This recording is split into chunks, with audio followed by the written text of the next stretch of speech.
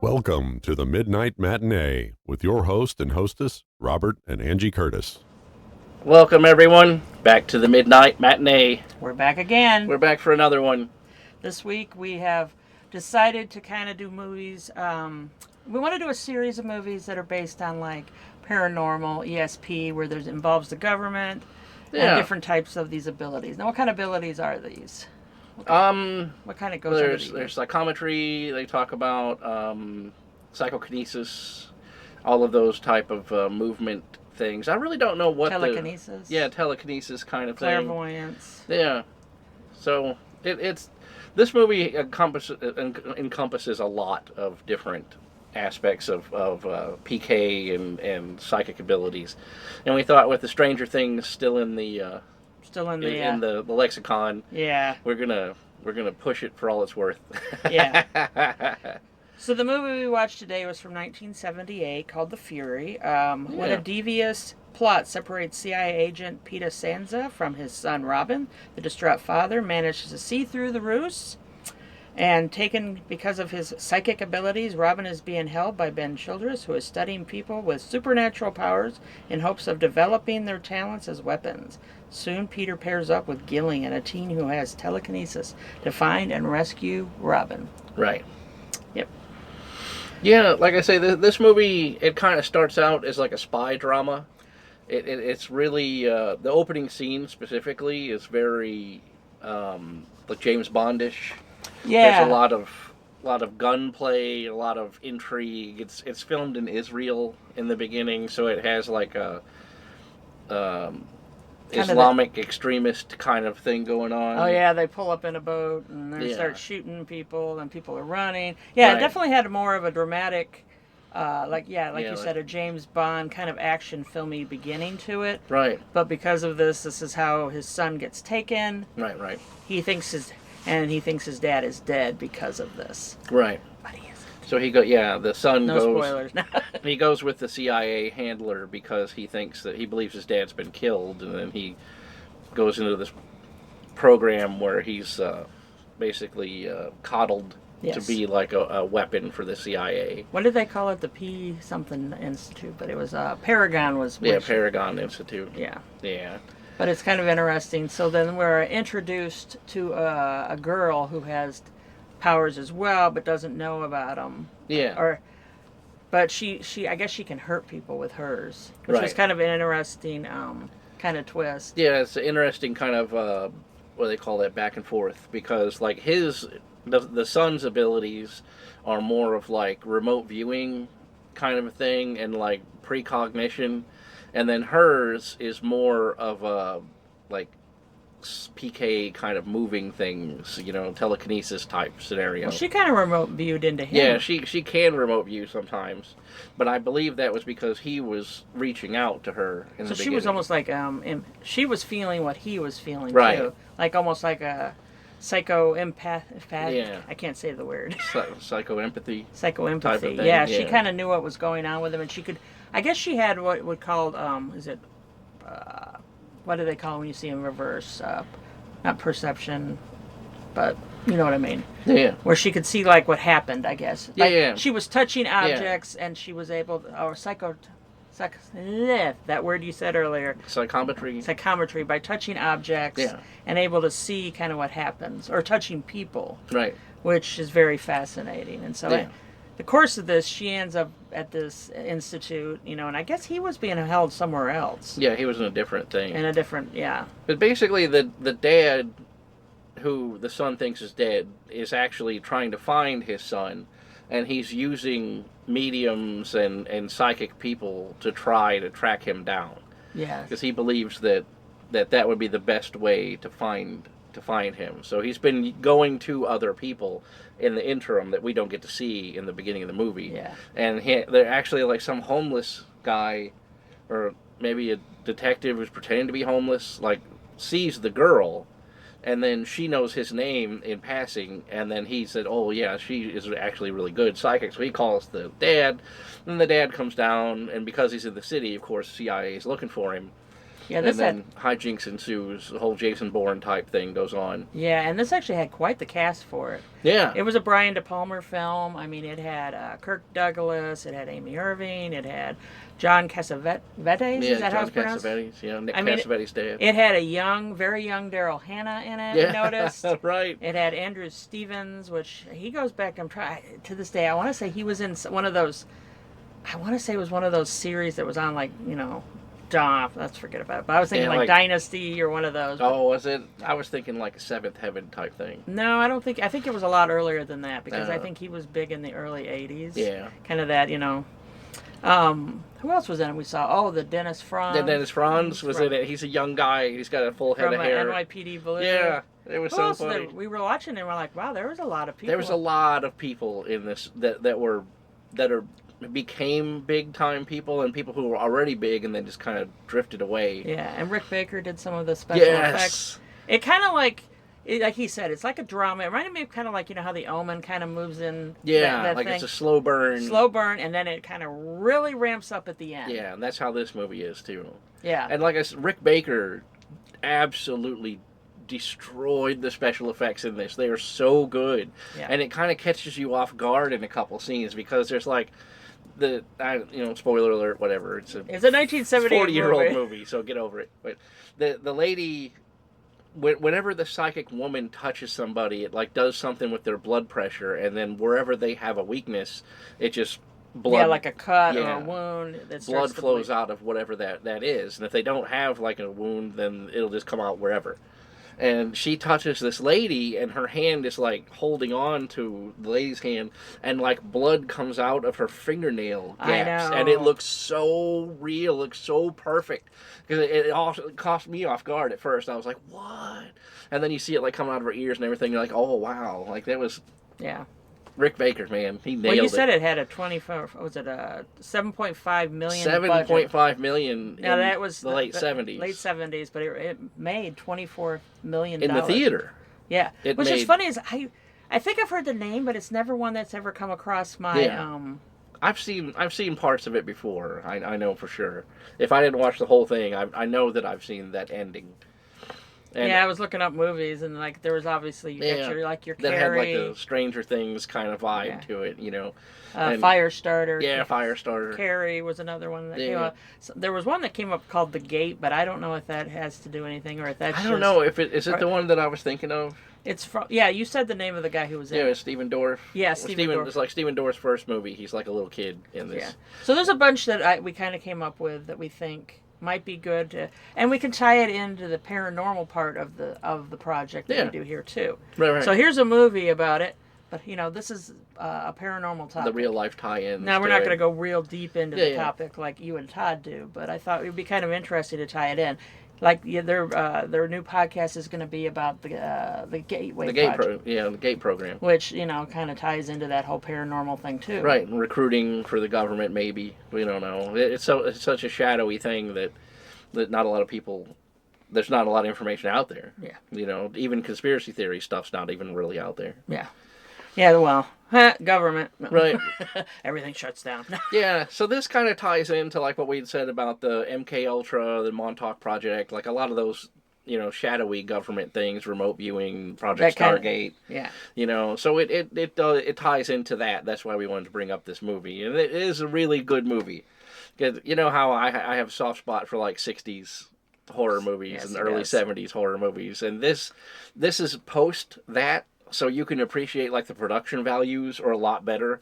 And this Brian De Palma, that's who it is, right? Yeah, Brian De Palma directed it. He has an eye for staging scenes, and it's so good. Like one of my things that he does that I'd like more directors to do is they will have a motion shot, right, where you're like following a character on an A camera, and then the B camera is already set up at the end of the of the shot, so it almost comes across as like a one take, but it is, you can totally tell the separation of the cameras, but it in the actor's wheelhouse, it's just one smooth take, and pays off in the end because the actor gets to really get into that scene because they don't ever have to have a cut and then move the camera, move the lighting, come back, start over again, move the camera, you know what I mean? If you could just walk in, have your whole back and forth, and then cut. Like, that is so much easier for the actor to do it. And it pays off in this because there's a lot of times where you're following around, like, the dad's girlfriend inside the house, and there's action going on in the background. She's in the foreground doing something, like, inobtrusive so that she can spy on them. And then the camera is filming the whole thing in one scene with both focuses, and it really, really pays off, and I'm very appreciative of his eye for doing that. Yeah, I thought it was really well done. Yeah, and that they had. I had a thought in my head, but it went. Another one of his things that he does that it's more of a cinematographer's thing is where your two characters are talking about a third character or an event, right? And they're in a car. And the car door is open, they're having this conversation, and when they close the car door, the glass of the car door reveals the next scene. So it's like they're talking about, oh, he's crazy, this guy, blah, blah, blah. And when they close the car door, the person they were just talking about is reflected in the glass of the car door. Or it's in the movie, it's in the mirror, or it's in, like, that is such an effective storytelling way of, the cinematography and the storytelling and director of photography really gets in there, and man, that's so good. Like, I really like that. Oh, I know what I was going to say. And they also relied on stuff like fog to kind of build that ambiance or whatever. There was, like, fire or smoke, just different types of stuff like that. Lighting in a lot of scenes too. That it would kind of put you on edge, like, okay, they were in this dense fog. This is supposed to be set in Chicago, and I think it was actually filmed in Chicago. So there was a scene where there was there's a car pea chase. soup of... Yeah, and you can't see to the end of the hood of these cars. And it really, really pays off, like I was saying, with the director of photography, because he films from, like, the back seat of the car, so you can see the actors actually driving. Yeah. So it's not like a dolly shot, or it's not like a screen shot where it's like fake projection. It's like the actor's actually driving, and they have cameras set up for that, and that's very expensive to do. And it really, really pays off in the tension, because you have, actor emoting, right? They're in their element, and then they're actually in a car, in the fog, on location, so it just adds more and more and more to that. It pays off. And it's a stupid throwaway scene. Like, you could totally cut that scene out and it wouldn't affect the movie at all. But it really shows the thought process of the dad and how far he's willing to go. And his abilities. And really, because, I mean, at this point, the actor... Kirk Douglas is, like, what, in his 70s, I think? I think, he's really old now. I would say maybe he was in his 50s or 60s then. Is he? He's definitely an old man. Yeah. Like, and this is in the first 3/4 of this movie is an action movie, kind of a spy thriller kind of thing. So there's a lot of running. He's doing parkour off of buildings. Oh my God, he ended up in that apartment. That was there was actually a little bit of comedy. I don't want to ruin it, but there was a little bit of funny moment, and he was putting white shoe polish on his hair. And just the comedy of that, and there's not a lot of actors that could pull that off. You think about Kirk Douglas from, like, the swashbuckler movies, where with his sword fights, like Spartacus, like he's a physical actor, but in this movie he's a little long in the tooth, and it kind of gets in that. He was gray. Definitely he was gray. Yeah, his hair was getting darker, right? Because that would have been his son was starting to come up around that time. So. Oh yeah. Yeah. Okay. So we're gonna reel it back. So we got our haunted rating system. Boom. We kind of discussed before. I think we are gonna do with a 4 out of 5. The nightmare fuel, which takes you to the edge of terror. Maybe not so much. Leaves a chill in your spine, dark and twisted in all the right ways. Yeah. I think that was a good way to say it. I thought it was a really well done movie. Obviously, it was 70s, so it was definitely a little dated. But I think that the practical effects and stuff like that, cinematography. The final scene of this movie is Yeah, he even went like, "Oh my god!" par excellence.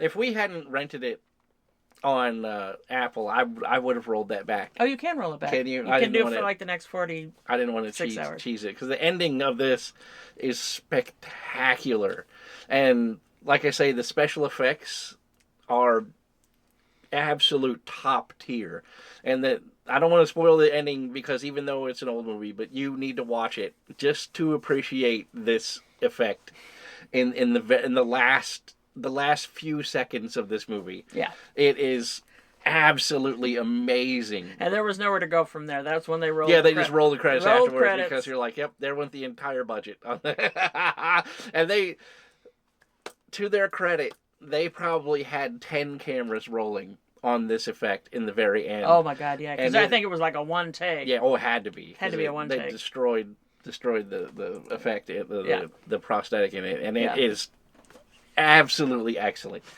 I don't know how this movie doesn't get talked about more. That's what I was saying. It was one that I've never.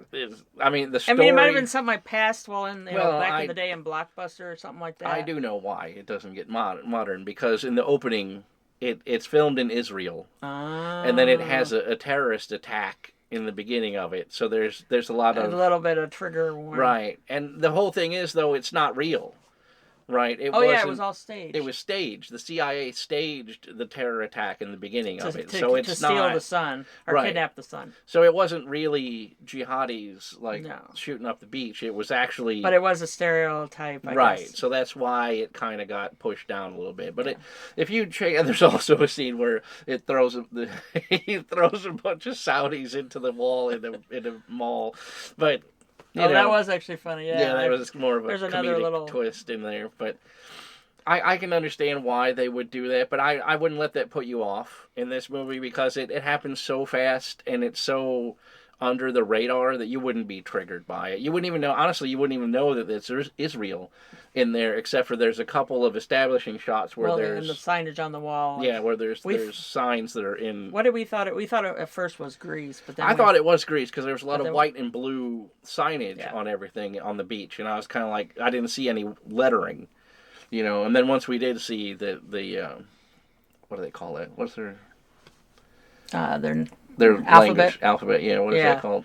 Oh, I'm not sure. Yiddish? Hebrew. Oh, Yiddish. Yeah, it was written in Hebrew on the awnings of the sign. That's the only way you would know. Oh, this is Jewish. Yeah, so we're like, because at first we were like, is this Greece? Because it looks like Greece. Well, I mean, it's very close. Yeah, it has a lot of buildings like that. So it did say it was set in the Mid-East. Yeah, it said Mid-East, not Middle East, not Mid-East. And I'm like, what is classified as Mid-East? Is that Pennsylvania? No.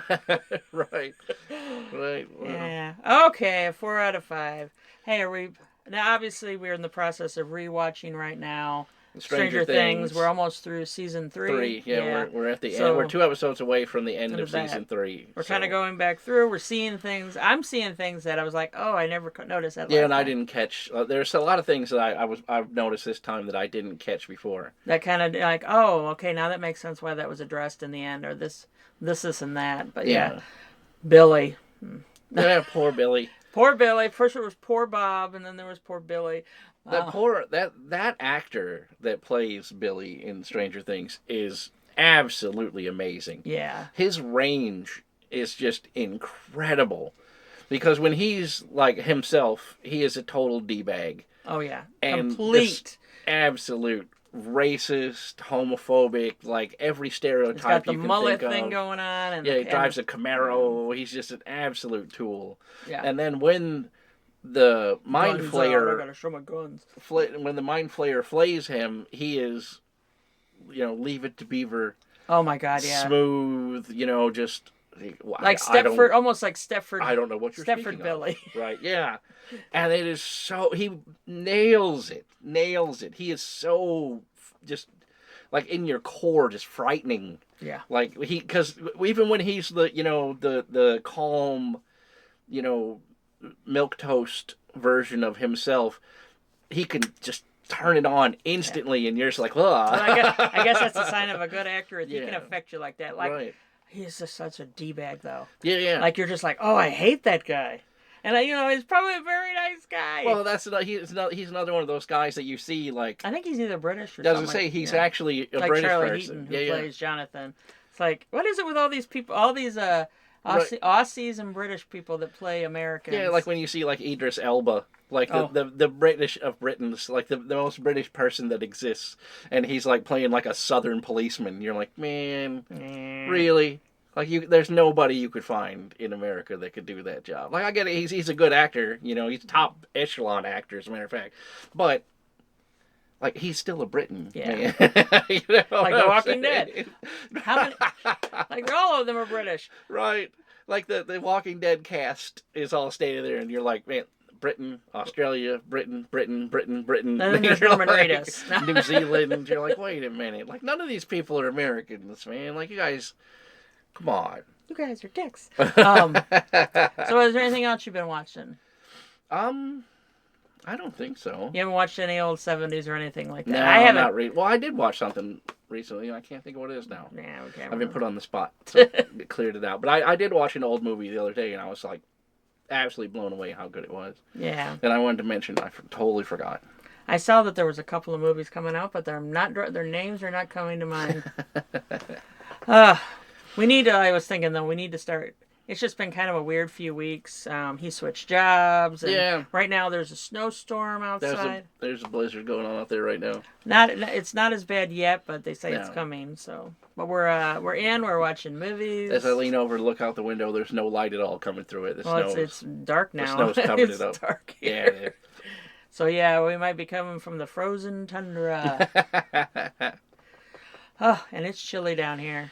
Yeah, it gets cold down in the basement. It stays about down in the studio. 60 degrees. I was saying that last night to somebody. It stays at 60 degrees pretty much all year long. Yeah. But, well, so I guess it's time to, maybe we can catch another horror movie.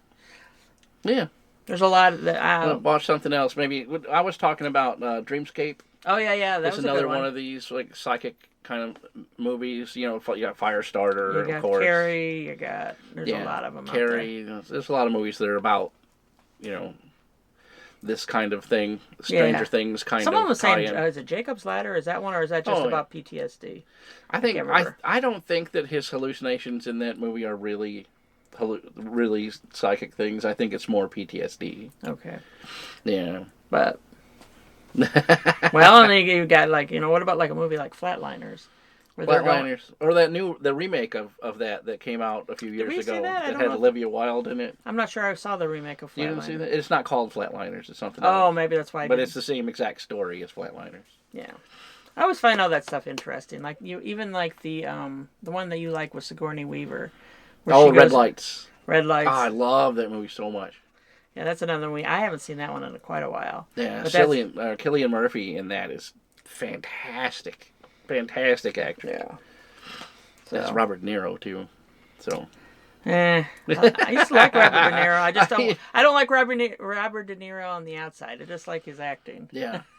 I actually stood behind Robert De Niro at a coffee shop in California one time, and I was afraid to say anything to him because I didn't want to be like that guy. You know what I mean? So then he got his coffee and he was walking, and it was a narrow, like, one lane coffee thing, and there's tables on both sides, so you kind of had to step around. And he got his coffee and he came walking up to me, and I was like, "Oh, excuse me, Mr. De Niro," and he's like, and just walked off, and I was like, Adrian! Right. Oh, yeah. Well, Bob he was actually stationed in L.A. Yeah. For how many years? Several years. El Toro, I was there for 4 years. 4 years, and so he's had a few brush-ins. In fact, he was an extra, little side. Yeah. He was an extra on Buffy the Vampire Slayer and the X-Files. So.